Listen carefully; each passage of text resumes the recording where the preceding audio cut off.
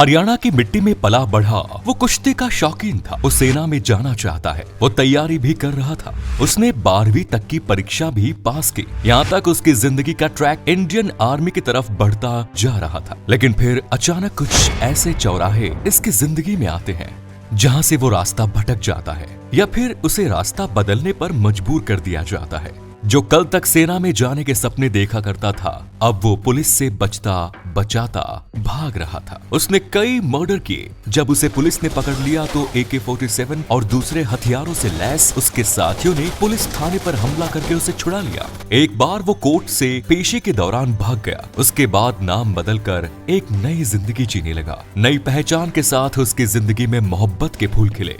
वो उस लड़की से शादी करना चाहता था, लेकिन इसके पहले की प्यार की एक कहानी अपनी मंजिल तक पहुंचती पुलिस की नजर उस पर पड़ गई।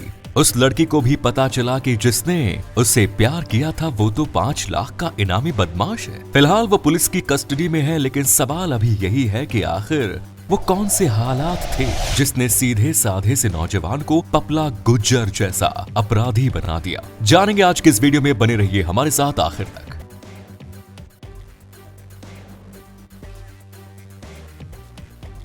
हरियाणा के महेंद्रगढ़ के निकट खरोली गांव में रहने वाला पपला गुर्जर शक्ति सिंह के अखाड़े का एक सीधा साधा नौजवान था जो कुश्ती की प्रैक्टिस किया करता था। पपला गुर्जर के गुरु शक्ति सिंह जी थे। इसी बीच गांव में एक अलग ही घटना घटती है। गांव में संदीप फौजी नाम का एक व्यक्ति था जो पहले से शादीशुदा था। ये 2 बच्चों का बाप था, लेकिन उसके बावजूद उसे गांव की एक लड़की से प्यार हो जाता है। गांव वालों को जब ये पता चलता है तो उसका विरोध किया जाता है और उसके विरोध में अखाड़े के शक्ति सिंह सबसे आगे रहते हैं। वो पंचायत बुलाते हैं और पंचायत यह फैसला सुनाती है कि संदीप फौजी दोबारा उस लड़की से नहीं मिलेगा। संदीप फौजी नहीं मानता है और गुपचुप तरीके से लड़की से मिलता रहता है। इतना ही नहीं, वो शक्ति सिंह से खार खाकर बैठ जाता है क्योंकि वही उसकी मोहब्बत के आड़े आ रहा था। जब शक्ति सिंह को ये पता चलता है कि फौजी दोबारा उस लड़की से मिलने गया है तो वो अपने आदमियों के साथ इस फौजी की पिटाई कर देते हैं। जहां तक पपला गुर्जर की जिंदगी ठीक ठाक गुजर रही थी और गाड़ी सही ट्रैक पर थी, पिटाई से संदीप फौजी अपना आपा खो बैठा और कुछ गुंडों के साथ मिलकर उसने शक्ति सिंह की हत्या कर दी। पपला गुर्जर शक्ति सिंह को अपना गुरु मानता था। उसने अपने गुरु की हत्या का बदला लेने का डिसीजन लिया।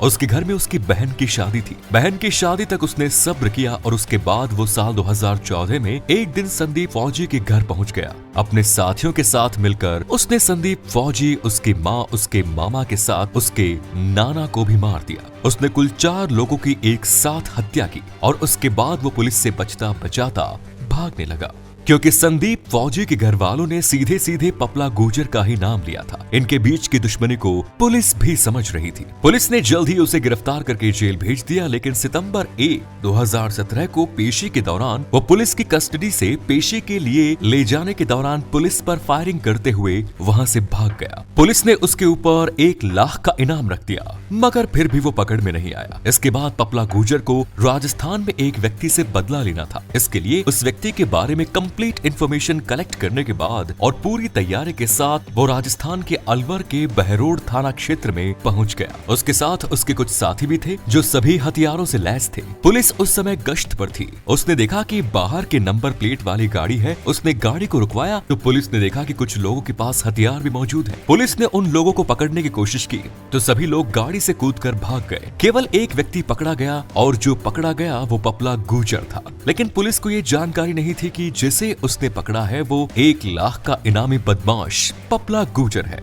ये घटना 5 सितंबर 2019 की है। इसके ठीक अगले दिन सुबह यानी 6 सितंबर 2019 को बहरोड थाना में अचानक पपला गुर्जर के 10 से 15 लोग हमला कर देते हैं। AK-47, AK-56 जैसे अत्याधुनिक हथियारों से फायरिंग करते हैं और पपला गुर्जर को वहां से अपने साथ ले जाते हैं। इसके बाद राजस्थान कैडर के बड़े पुलिस अधिकारी वहां आते हैं और उन्हें यह जानकारी मिलती है कि जिसे कल रात थाने के लॉकअप में यूं ही रख दिया गया था वो हरियाणा का कुख्यात बदमाश पपला गुर्जर था। ये देखकर पुलिस अधिकारियों के भी कान खड़े हो जाते हैं। हरियाणा पुलिस से संपर्क करके वो तमाम जानकारियां मंगाते हैं। पपला गुर्जर पर हत्या, लूट, डकैती, अवैध वसूली जैसे कुल 30 मामले दर्ज हो गए। पुलिस उसके ऊपर अब इनाम की राशि बढ़ाकर 5 लाख कर देती है।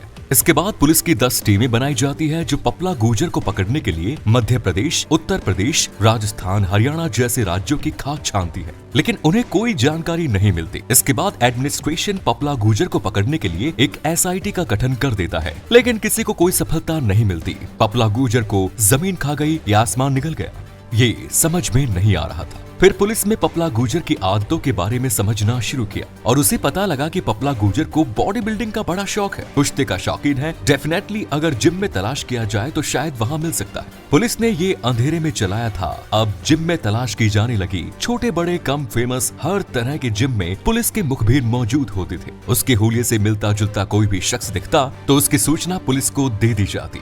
इसी सीक्वेंस में महाराष्ट्र के कोल्हापुर से खबर आती है कि पपला गुर्जर को एक जिम में देखा गया है। इस बार पुलिस कोई गलती नहीं करना चाहती थी। उसने बाकायदा हरियाणा पुलिस के कमांडोज को इन्वॉल्व किया और ऑपरेशन पपला गुर्जर शुरू किया। आपको बता दें, पपला गुर्जर जिम का शौकीन था। शरीर बनाने का उसे नशा था। वो भागता हुआ महाराष्ट्र के कोल्हापुर आया। यहाँ पर जिया नाम की एक विडो महिला जिम की ऑनर थी।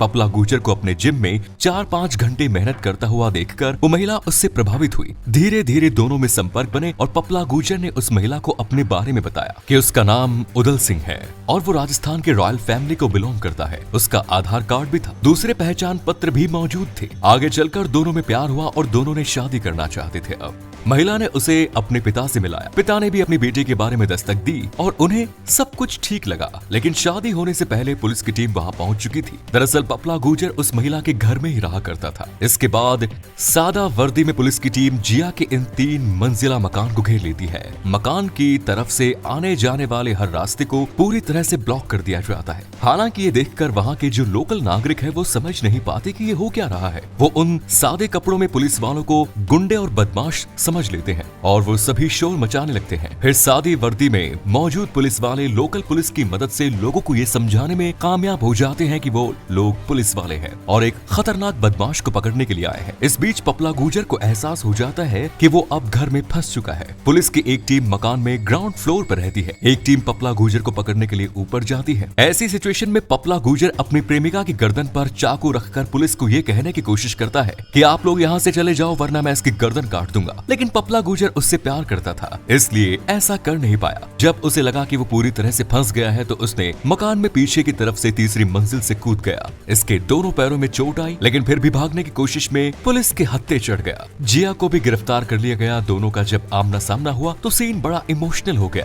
क्योंकि जिया को इस बात का एहसास ही नहीं था कि पपला गुर्जर 5 लाख का इनामी बदमाश है जिसे वो उदल सिंह समझ रही थी। दोनों को जब भी आमने सामने लाया जाता तो दोनों ही रोने लगते। पपला गुर्जर ने पुलिस से ये बात भी कही कि मुझे जो सजा देनी है दीजिए, मगर जिया को छोड़ दीजिए क्योंकि उसे मैंने धोखे में रखा। तो ये थी पपला गुर्जर की अब तक की कहानी। फिलहाल पपला गुर्जर और जिया दोनों ही जेल में है। वीडियो पर अपनी राय जरूर दीजिए। जय हिंद, जय भारत, वंदे मातरम।